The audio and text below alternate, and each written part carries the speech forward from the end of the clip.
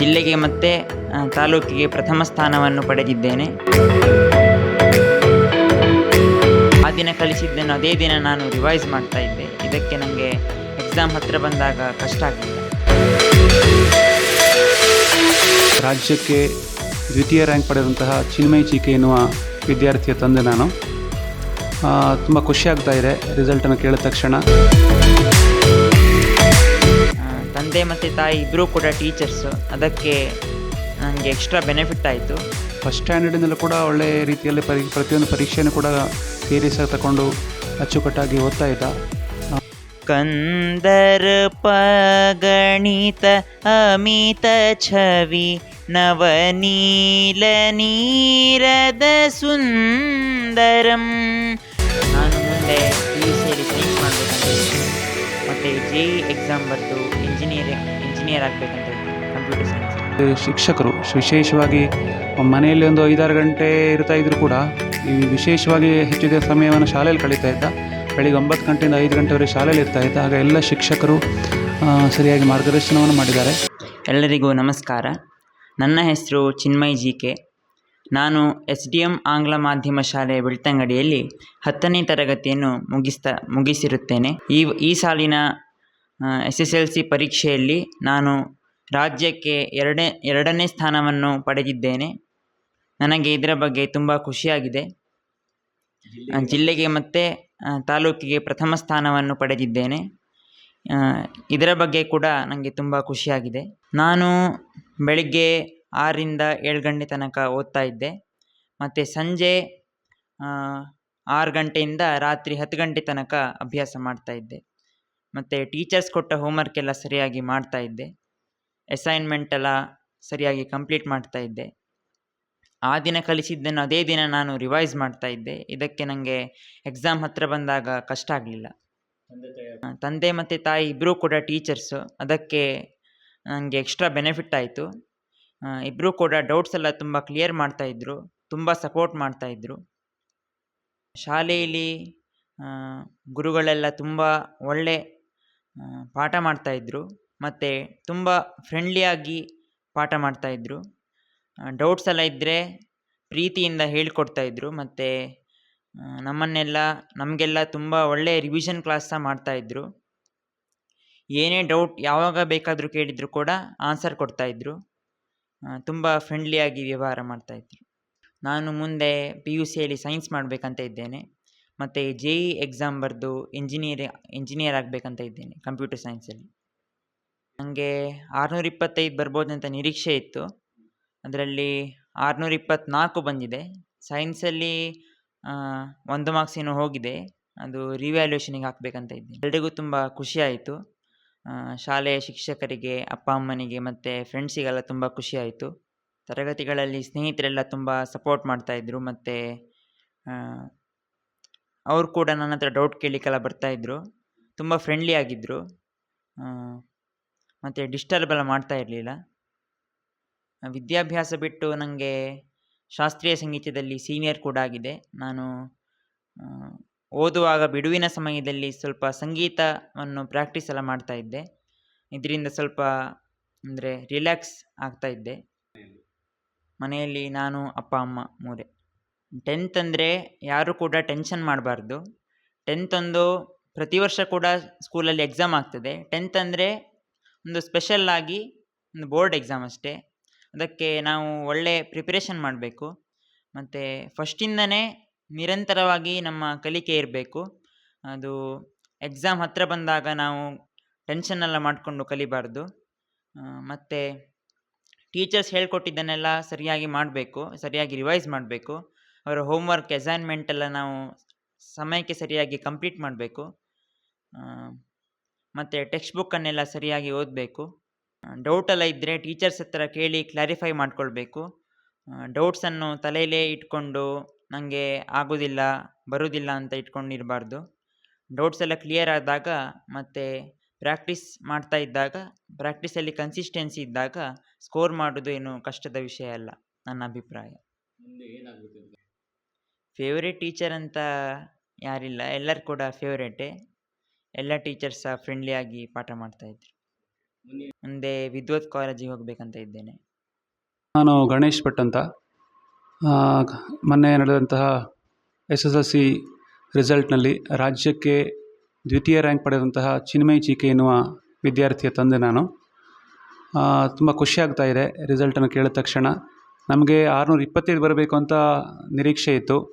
1 mark ಹೋಗಿದೆ, ಆದರೂ ಕೂಡ ಬೇಸರ ಆಗಿಲ್ಲ. ಸ್ವಲ್ಪ ಸ್ಟಾರ್ಟಿಂಗ್ ಕೇಳುವಾಗ ಸ್ವಲ್ಪ ಬೇಸರ ಆದರೂ ಕೂಡ ಆಮೇಲೆ ರಾಜ್ಯಕ್ಕೆ ಸೆಕೆಂಡ್ ಅಂತಾದ ತಕ್ಷಣ ತುಂಬ ಖುಷಿ ಆಯಿತು.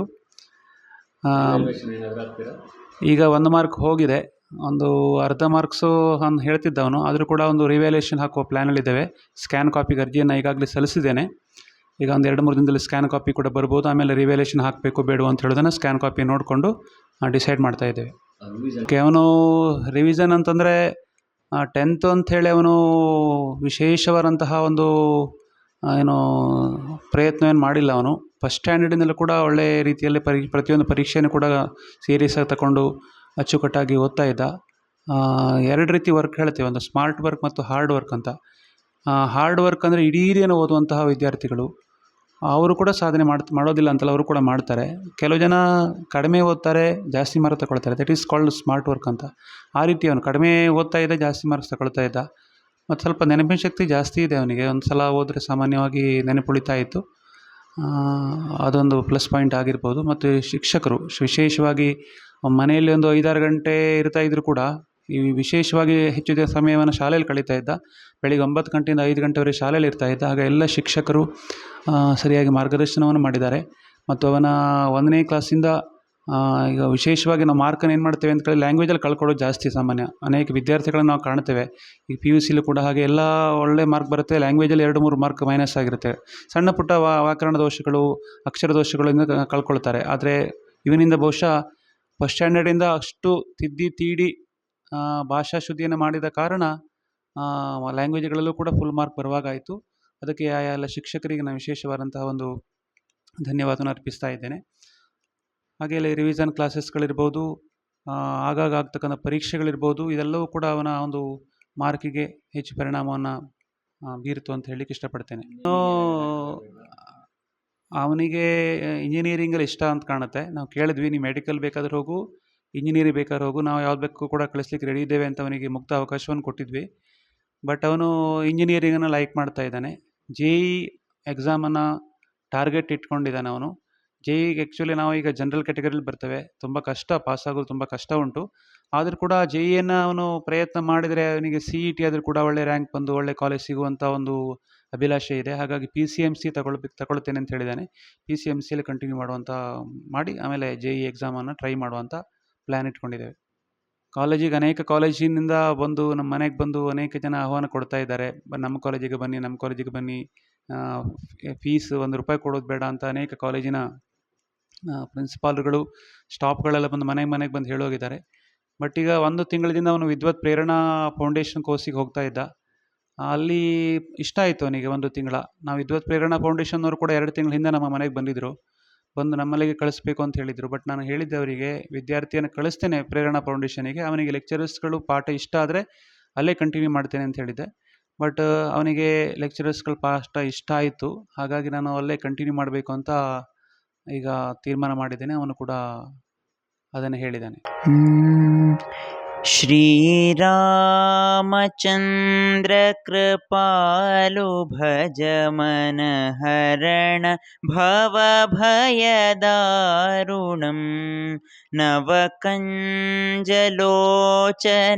ಕಂಜಮುಖಕರ ಕಂಜಪದ ಕಂಜಾರುಣಂ ಶ್ರೀರಾಮ್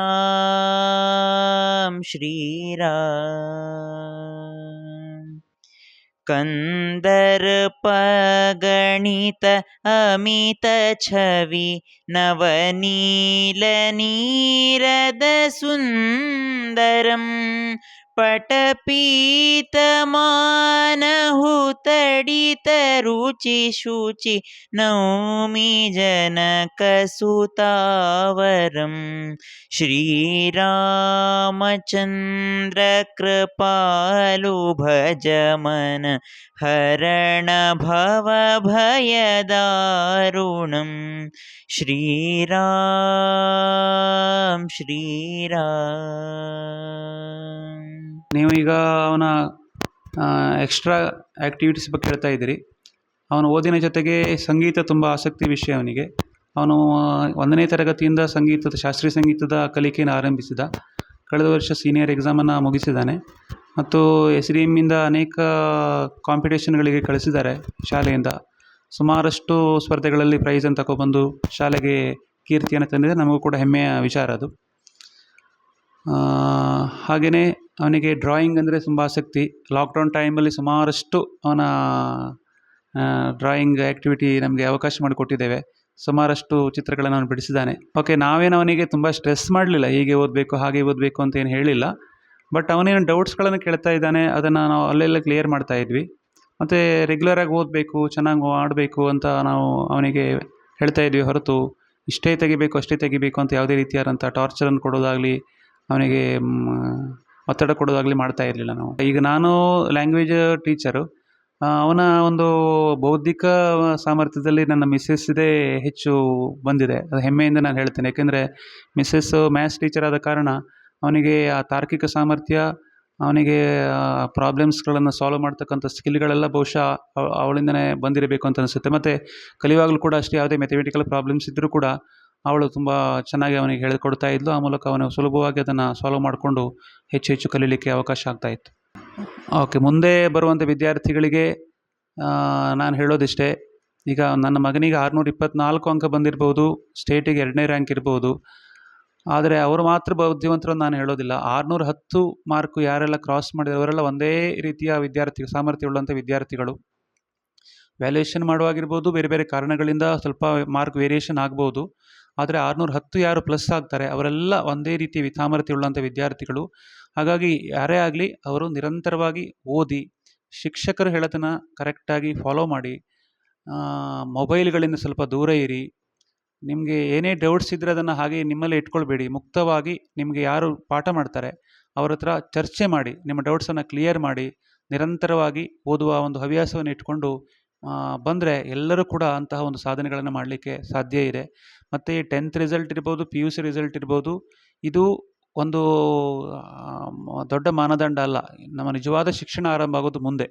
ಏಕೆಂದರೆ JEE ಅಂತ ಎಕ್ಸಾಮ್ಸ್ ಇರ್ಬೋದು, CET ಅಂತ ಎಕ್ಸಾಮ್ಸ್ ಇರ್ಬೋದು, ನೀಟ್ ಇರ್ಬೋದು, ಇದೆಲ್ಲ ನಮ್ಮ ನಾಲೆಜನ್ನು ಟೆಸ್ಟ್ ಮಾಡ್ತಕ್ಕಂಥ ಎಕ್ಸಾಮ್ಗಳು.